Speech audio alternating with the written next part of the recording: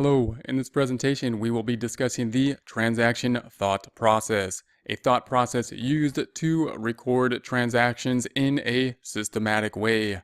Objectives: at the end of this we will be able to list steps for recording transactions, explain reasons for using a process when recording transaction, and apply a thought process to recording transactions.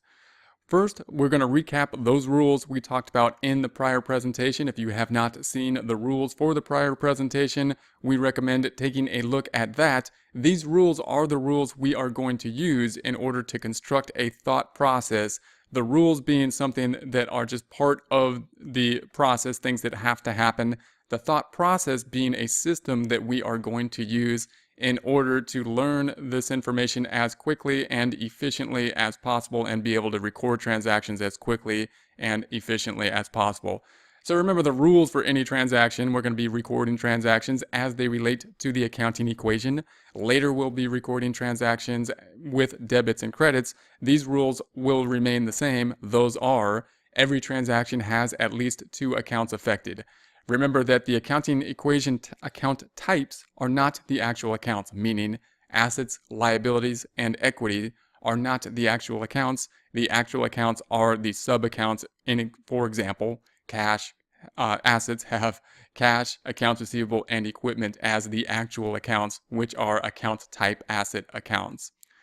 Rule number 2, the accounting equation must remain in balance after every transaction. So here is our accounting equation: assets equal liabilities plus equity, and we need to record transactions in such a way that this accounting equation remains in balance. That is one of the reasons, of course, that we need at least two accounts that will be affected, so that if one account was only affected, in other words, we would have only one thing happening and we would be out of balance. We need at least two things happening in order for a transaction to do something and also remain in balance.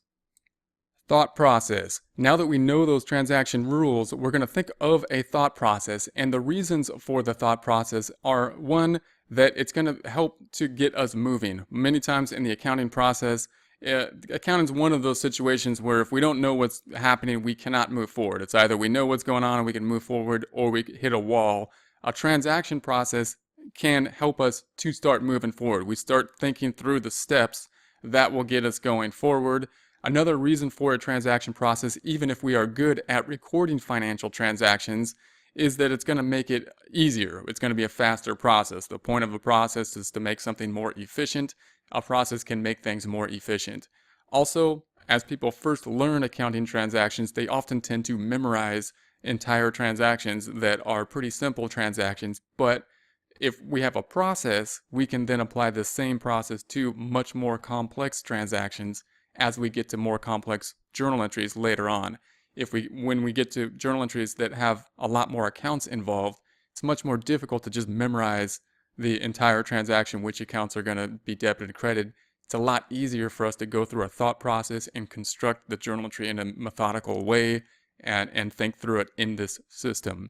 Therefore, this is going to be the thought process. We're going to apply this thought process to the accounting equation when recording transactions.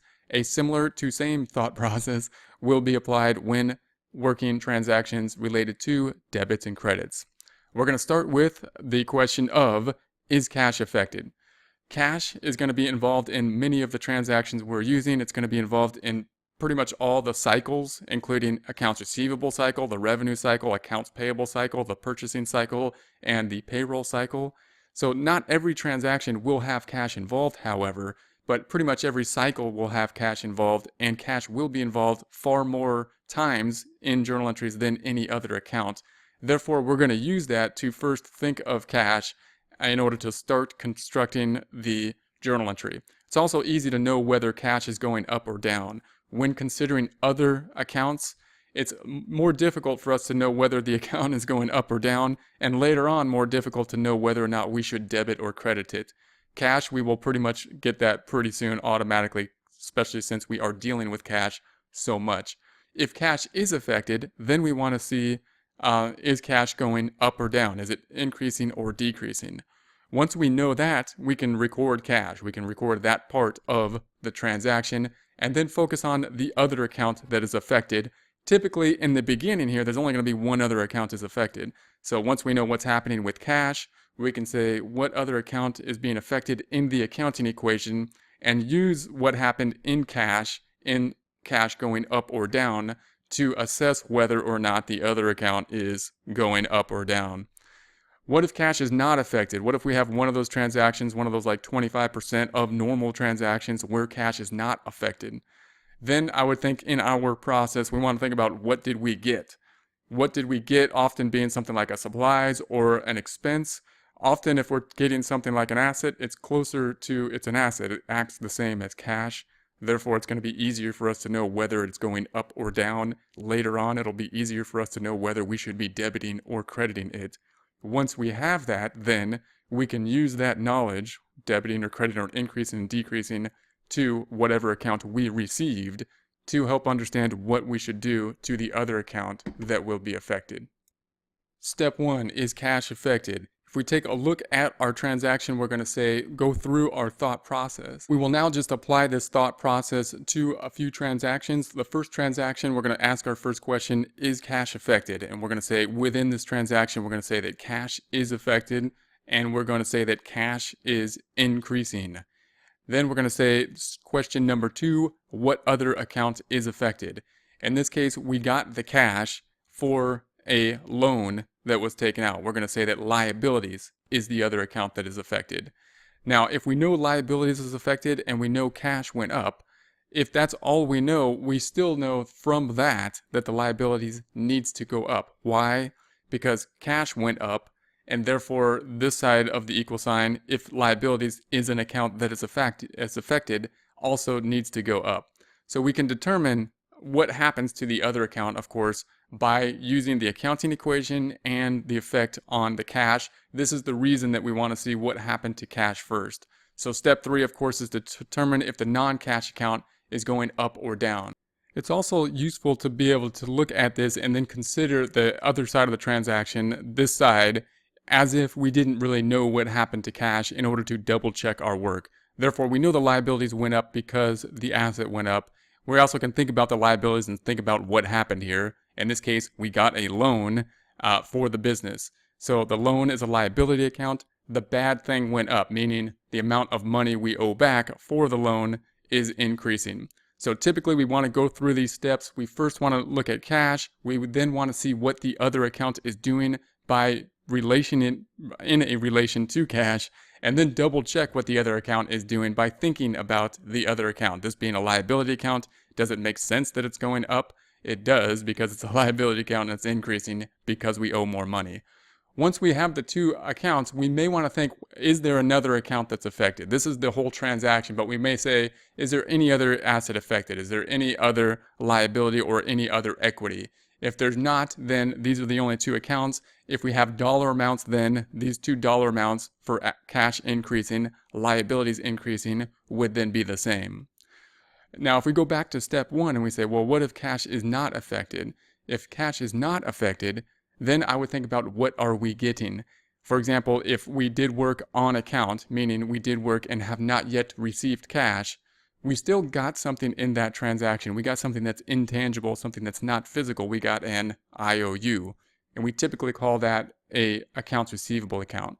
So I would still record what we received, an increase in an asset, an increase in the IOU account as we get that, because it's going to be easier for us to think about that oftentimes, meaning the accounts receivable account is similar to the asset account. It is another asset account, so it's similar to cash. Therefore, we got more of it, and that asset is going up. So cash is our favorite asset. We would rather have the cash, but accounts receivable, someone owing us money going up, is also a good thing. Then we need to think about step 2, what other account is affected.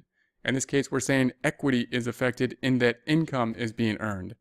Now note that it's a little bit more difficult for us to know whether income is increasing or decreasing equity, as it is to know whether the asset is going up oftentimes. If we know that the asset went up, however, if we thought about this first, it's easier for us to say that the equity then must be going up. So when we determine if the second account is going up or down, It's easier for us to say equity must be going up because it's on this side of the equal sign, and we already know that the assets went up. Then, of course, we want to double check our work. We want to say, well, does that make sense that equity is going up? It does, because we earned revenue. Income is going up. Income then is increasing net income, and therefore is increasing total equity as well. We could then go through and check and just see if there's any other account affected, meaning no other asset affected, no other liability is affected. Therefore, we've got the assets increasing, equity increasing. We remain in balance. If there were a dollar amount, these two dollar amounts would be the same. Back to our thought process. Remember, the thought process then is, first question, is cash affected? Second question, if cash is affected, is it going up or down? We will then record the cash side of the transaction. We will build what we know as we know it. Then we're going to see what happens to the other account that's affected, usually just one. There could be more than one, but usually just one other account, using the fact that the cash account has gone up or down in order to answer this second question. If cash is not affected, then we're going to ask, what have we received? What is the thing that we have received? Often being something easier to understand than another type of account. And then we're going to use that in order to determine what happens to the other account that is affected, using the accounting equation and using the fact that this account went up or down. Objectives. We are now able to list steps for recording transactions, explain reasons for using a process when recording transactions, and apply a thought process to recording transactions.